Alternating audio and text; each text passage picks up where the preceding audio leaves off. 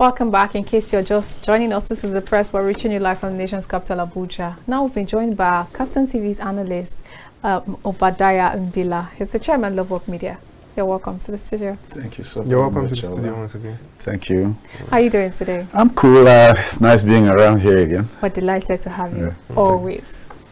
All right, let's begin with this headline on the Daily Sun newspaper. He says, Niger Republic coup leaders open up. A rider says faults ECOWAS for not having patience to hear their side of story before issuing ultimatums. Then they express readiness for peace talks. You know, that's the part I wanted to bring it from. I felt, do you think that we made a sort of hasty decisions in the first place by placing sanctions and bans on them before, you know, stretching the hands for peace?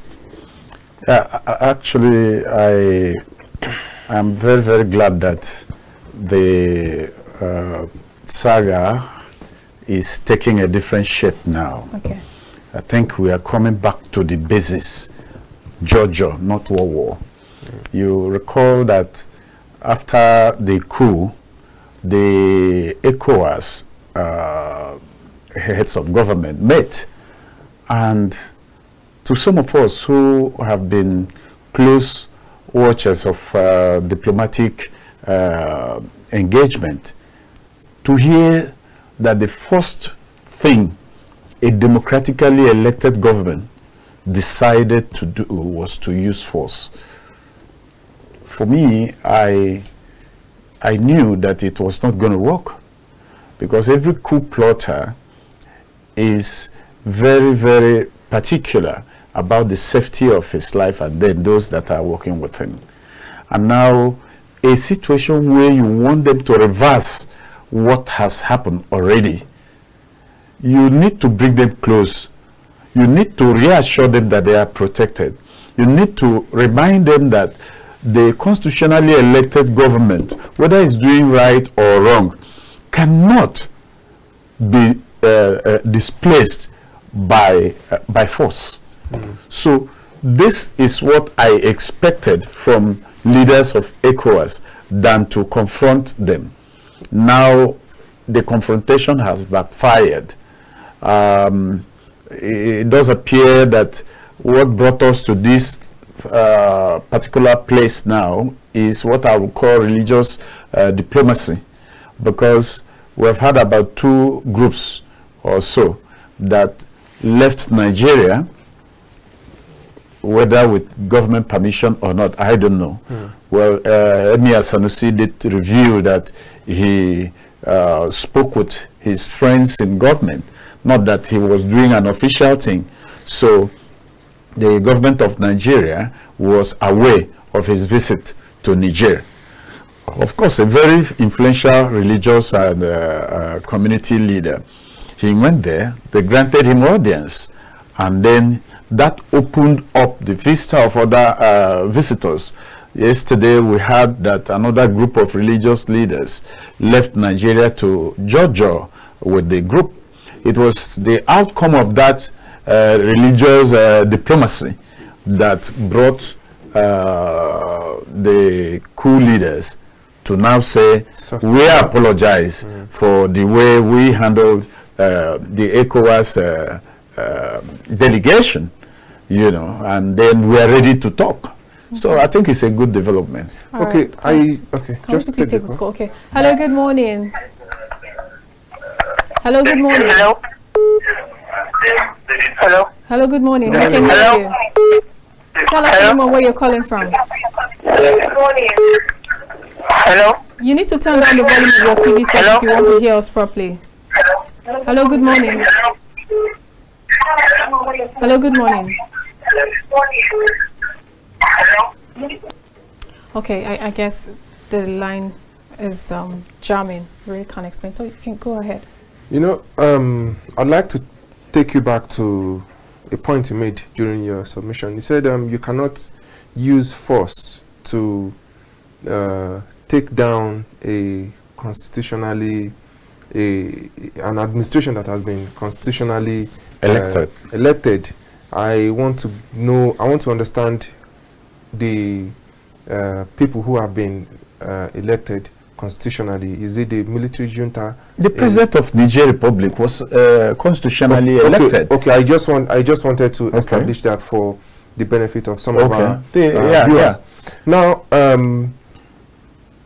the ECOWAS, they played what was meant to be the last trump card first, which is the resort to the use of force, which the military junta is in Niger, they declined. But then let's look at the trend of military coups in the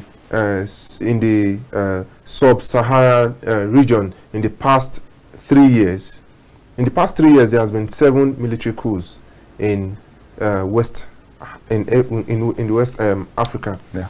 Now, some people have posited that the very stand of ECOWAS now is the fact that if they should allow this to stand, then even nobody knows who will be next. And the pointer to this is the memo released by the defense headquarters, that there have been calls to the defense headquarters that the military in Nigeria should emulate that step also. And their response has been in one of the papers on the front page of the Punch newspaper. Military pledges loyalty to Tinubu. What are your thoughts on this? Well, with the spate of coup taking place in the West African sub-region, there is need for every of these countries where the military has not really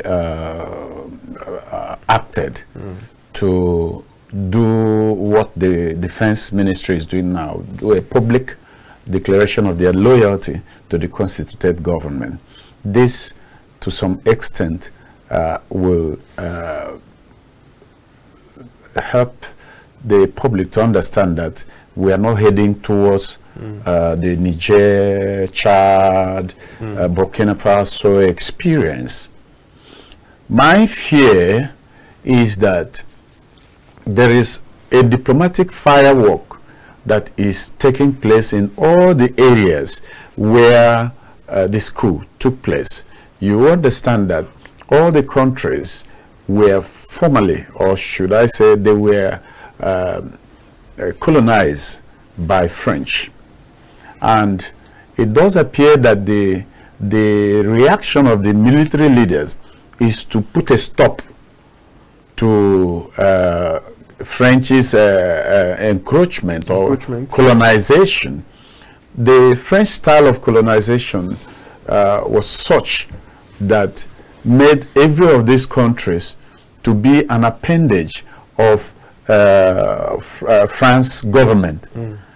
They control their budget, they control their resources, they control their revenue indirectly. So at the end of the day, you discover that those countries are still under colonial masters. That is the reason why when Chad came with their own coup, they quickly cut tie with France rather, and then began to have link with Russia. Now Niger too, Russia is interested in Niger, is interested in all the Francophone countries where military coup has taken place. What does that tell you? Russia is now expanding its presence in West Africa, and this is very dangerous. I think that is what America is looking at. Russia is expanding their presence in West Africa, and it's very dangerous. In what sense? Oh yeah, you know that these countries hitherto has been under France government, and Russia is interested in expanding the horizon. It wants to go into alliance with countries so that it can expand its own base. Okay. Don't forget that since the fall of the Soviet Union. It has made Russia to shrink into the Russian Federation. Okay. So those countries that were under their control, they have lost them, and they feel bitter about it. So when they found an opportunity in Syria, they moved to Syria. You know, they found an opportunity in Chad, they moved to Chad. Now they have found an opportunity in Niger. So you think they are going to move to Niger? Of course. All right, let's quickly take this call. Hello, good morning. Yeah, beautiful morning to you, Alhassan, Mr. Francis. Good morning to you, Mr. SMD. Obadiah, beautiful morning to you. Good morning, friend. All right, please join the conversation, SMD. Thank you very much. As usual, let me appreciate KAFTAN TV for giving us this ample opportunity to say our mind, and also bringing in citizens who are very patriotic, intelligent, and understanding to at least elaborate more. Thank you for the beautiful compliments this morning. This is recommendable. Once again, Elder Obadiah, thank you very much. Thank you, friend. I appreciate your comments, and I concur with your issue. The invasion of the, intervention of Russia to West African countries is very, very, very dangerous.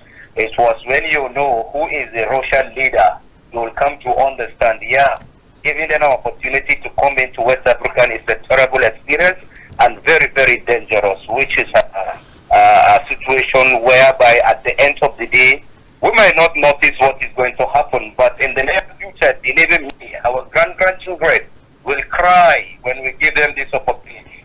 Back to the history, check out who is the Russian leader, what is all about KBG, and so on and so on. And let me quickly appreciate the Niger Jones's leaders open up. That is exactly what's supposed to be done. Maybe because of the action taken by the ECOWAS, that's what complements matters. Because fortunately we lost the call, even though he still had a lot to say. So he's also of the opinion that it's actually very dangerous. Yeah, you see, there is this intention that is not spoken by Russia, but you can read the lines from their action. They feel very bitter towards the treatment the West and America is meting against the Russian Federation. And they are very angry with the cooperation, those countries that were formerly of USSR, that now has opened up for the West to further come close to the Russian Federation. Particularly, they are bitter about... That's what caused the fights with Ukraine. Yeah, so, exactly. So, and now, there is this American style of diplomacy, which, to me, we should not welcome it in Nigeria. You know that Ukraine cannot match Russia in military might. Now, you are there in America sending military equipments to Ukraine. To support them. Yes, to support them. I learned something from Jesus Christ when he talks about war. He said, no one goes to war without counting the cost. You first of all would look at what the man you are going to fight is coming with. What are the type of armament he is coming with? And then what do you have in your own armory? If you realize that he is more prepared than you are, then you go and make peace with that man. America has been sending money to Ukraine. They have been sending ammunition, equipments. They have been doing that. Other European countries also have been doing one thing or the other to aid the Ukrainian military. But you don't rent you don't possess what is not yours. True. If it is not Ukrainian equipment, it's not Ukrainian equipment. So that war that is raging on is strongly supported by America, for America's interest, not for Ukraine's interest. So what could be the American interest here? All right, please, before you take that, there's this caller that's been on the line. Hello, good morning. Yeah, sorry, Alhassan, just the line just went off. So as I was saying, initially, you know, the response from the ECOWAS complicates easy matters. Thank God it has not reached to that extent. And then off again. I think so. Well, let's take the next one. Hello, good morning. Hello, good morning. Good morning. You're welcome to the press. Please tell us your name and where you're calling from. All right, please join the conversation. Thank you. I want to thank you all and happy weekend. Same to you. Like how the analyst was saying. You see, now that we have seen what happened in Niger, we all believe that we are going to enter into a democratic government. And if you look at it now, just like when your second was looking for a newspaper headline, now there are so many people who are very hungry that they could not even afford 2 square meals a day. And with all the reborn allowances that the House of Assembly are having, look at the holiday money they are just giving to them, and somebody say they track the allowance or something of that nature. Millions. If you are the one, what are you going to do? All right. You see, if the government is not functioning, is not doing well, the masses must definitely stood up from their toe. There was a saying that when you push the group to the wall, to a point it doesn't know where to pass, it will bite you. All right. Even the military in Nigeria, they knew quite okay that this democracy is not making any sense to us. The roads we are passing today, the bridges we are enjoying today, everything we are enjoying today was created and was made during the military era. Since 1999 that we have entered into this democracy, I want one politician to come to your studio someday, so that you analyze some of those things that will have a question to ask them.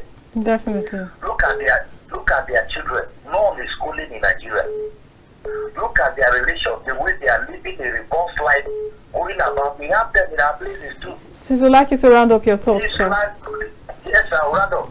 This lad Kusa, the new cheerleader, that even the Hilux, that pretty more that happens to that is around 48 million. Look at the way they are pushing them. Like we are fools. All right, thank you very much. And until our government stood up to do the right thing, the coup d'etat can never stop from the West Africa. All right, thank you very much. That the Russia has come to take rescue. All right, thank you very much. The US, they are just fighting because of their... Sorry, we have to take another call. Hello, good morning. Yeah, Alhassan, he says let me back again. I'm sorry. It's okay. You see, the dialogue engagement and is what we expect from the ECOWAS and the Nigerian leaders right from day one. But thank God, let me appreciate Nigerians and the critical stakeholders who intervened and even went to Niger to see those bodies up north. And also, believe in me, the West African countries need to do a lot. You will agree with me when you look at the statistic of the population in the world. Almost 17% of the world population comes to Africa. And then if you look at the resources, in African countries, almost 30% of the resources in the world was deposited in Africa. So why are we going to engage ourselves in a situation whereby there will be no peace? You understand? So the diplomatic and the mediation is what we expected. That is why we believe in international relations. That is why we have diplomacy and so on and so forth. So believe in me, it's a right step forward, and I hope and pray something meaningful will come out, and the Nigerian leaders and also the entire African leaders will do the news too. If you look at this 7th coup in 3 years, it shows that there is something wrong in holding our government activities in the whole African country. Something has to be done to avoid all these menace in our society. All right, thank you very much. I remain SND from Lagos. All right, thank you, SND. Now, a lot has been said, but there's also something I want to draw your attention to. I think I saw it on the front page of one of the headlines for today. Okay, on the Vanguard newspaper, the picture story. Now, part of what most of our callers have said is that our leaders need to be careful so we don't have a repeat of that. Now, on the front page of this Vanguard, we see pictures of supporters of the Niger coast. They are even supporting them. And here we are trying to fight their battle, stating categorically that the democratically elected president has to be reinstalled. But from this picture story, it seems as though it's a different story altogether. I don't know how you'd react to this.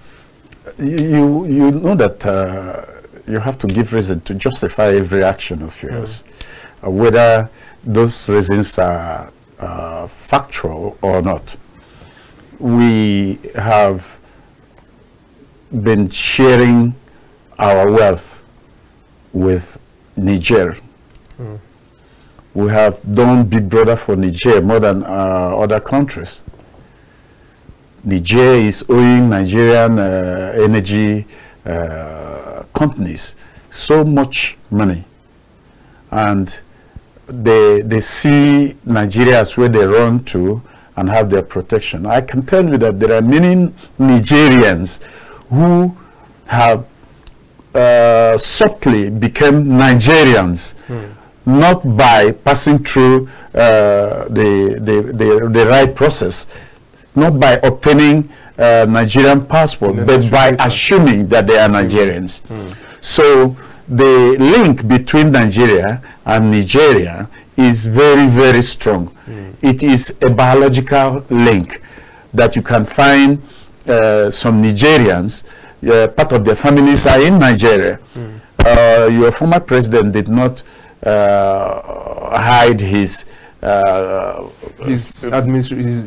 Yes, not just the fact that he might be more attuned to Nigeria than Nigeria. He said he was going to now there's coup there. Problem.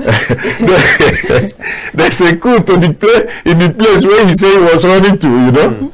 So there's no peace in the land.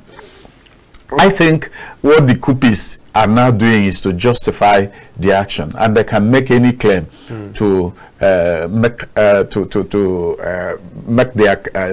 claims, to make a case to justify their claim. So I don't know how the coup they carried out in Niger is going to save Nigeria from whatever they think they're saving Nigeria from. But I must admit that anything that happens to Niger somehow affects Nigeria, impacts against Nigeria. For instance, if there's going to be a refugee issue in this matter, the first place they are going to run to is not Chad.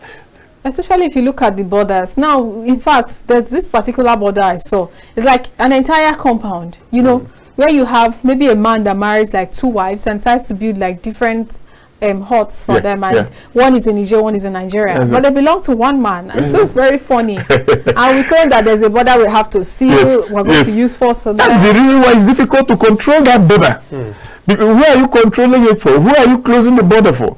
Are you closing the border for the Nigerian who has something to do in Niger? Who maybe wants to get tomatoes now, will cross to Niger to take, or needs knife to cut onions in the house, and will go to Niger to pick up knife and come back. During the cash crunch, we had people who took the Nigerian naira to Niger to spend. That is the old currency. They took it to Niger to be able to spend, because the old naira note was accepted in Niger for transactions while it was being rejected in Nigeria.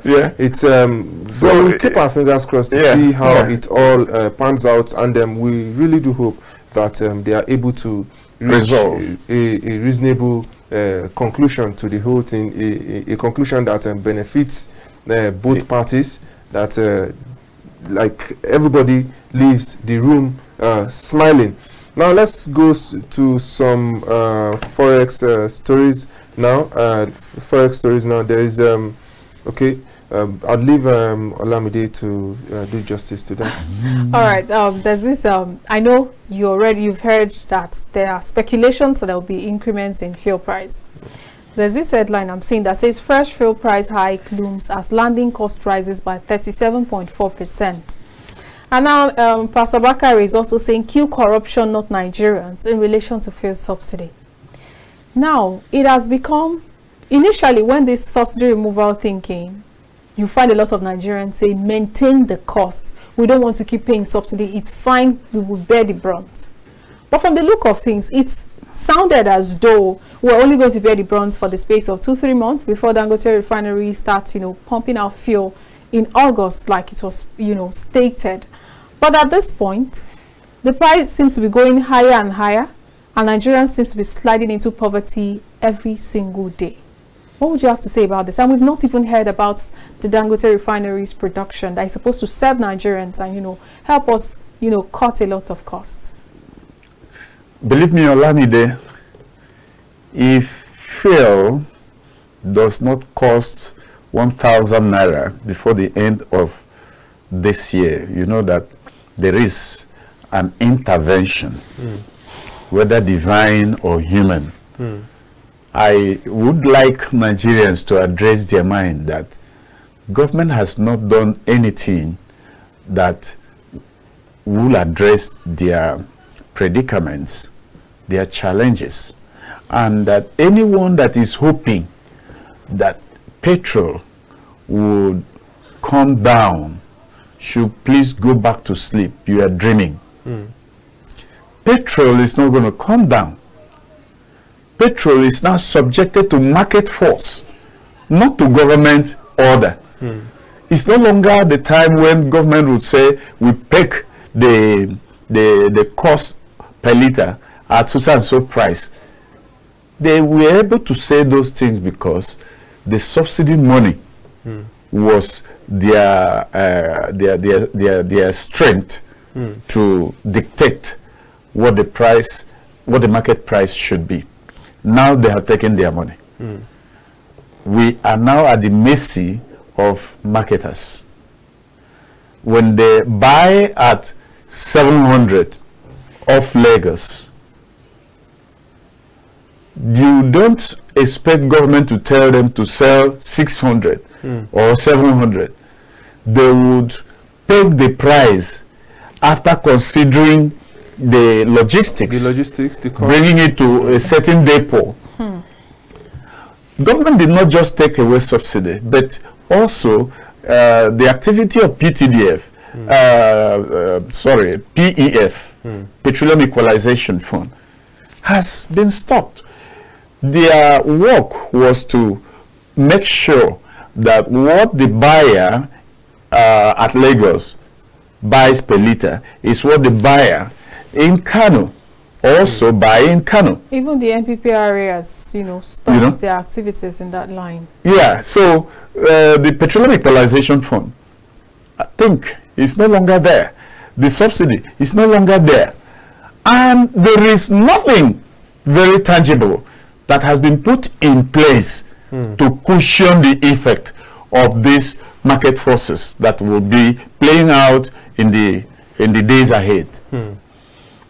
What I advocated was that, look, President Tinubu, if you are going to remove subsidy from petroleum, place it in agriculture, place it in food, subsidize food.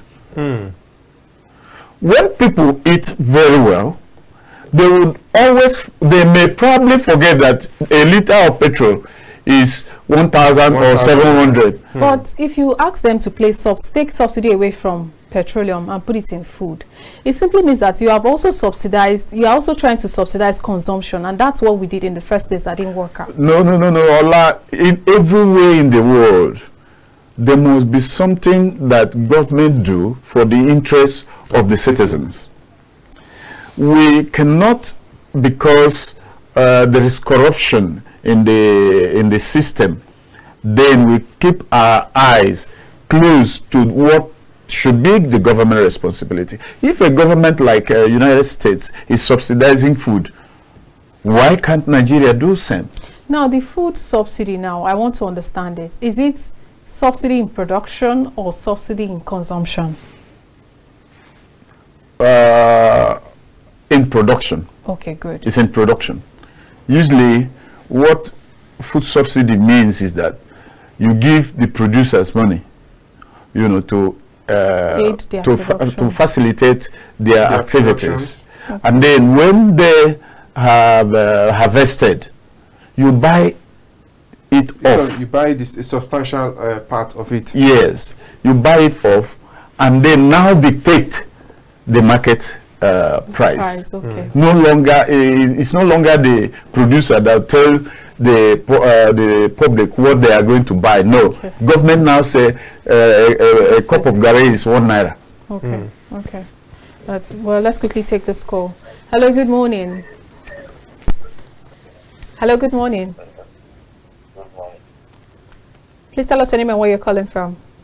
The same colleague. Oh, please join the conversation, Mr. Collins. You have 60 seconds. Thank you. I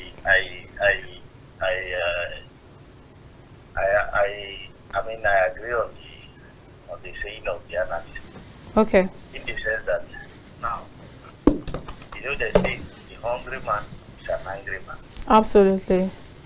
If you look to it now, we from Benue State, precisely, the moment some people begin, like in Abuja, somebody was like telling me that a basin of garri, which he bought here, maybe 11,000 or maybe 10,005, it's around 15,000.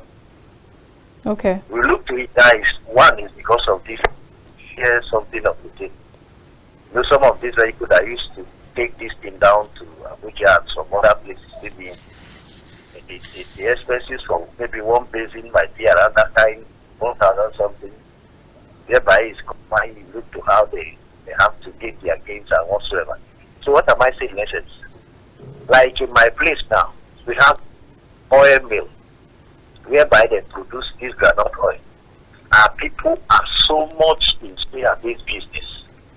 If you go to our places now, like farms, so many people, they have planted their own. And some people might have up to 100 bags, 80 bags, which is used to produce oil. But all these companies, they are no more functioning.